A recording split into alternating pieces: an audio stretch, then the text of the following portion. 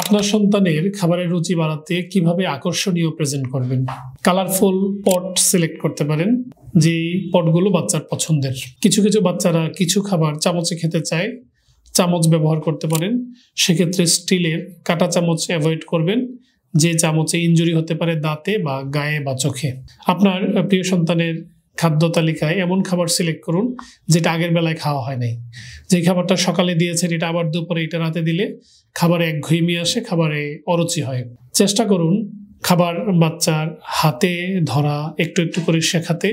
এই প্রেজেন্টেশনটাও আপনার সন্তানের খাবারের রুচি বাড়াতে অনেক বেশি কার্যকর, যদিও শুরুতে একটু অভিজ্ঞতা তিক্ত হতে পারে অথবা একটু সময় বেশি ব্যয় হতে পারে। আপনার প্রিয় সন্তানের খাবারগুলোকে আকর্ষণীয় করে প্রেজেন্ট করতে বিভিন্ন কাটার ইউজ করতে পারেন, যেমন সালাদ জাতীয় খাবারগুলোকে বিভিন্ন ফুলের শেপ করে দিতে পারেন।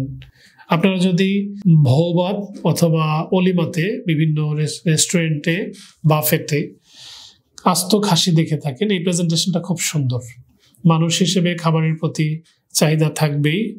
এই প্রেজেন্টেশন যেমন বড় মানুষ হিসেবে আপনাকে খাবারের চাহিদা বাড়ায় বা খাবারের প্রতি ঝোঁক সৃষ্টি করে, আকর্ষণ সৃষ্টি করে, আপনার সন্তানকেও দিনে দিনে খাবারের প্রেজেন্টেশনটাকে যতটা সম্ভব সাধ্য অনুযায়ী আপডেট করার চেষ্টা করুন।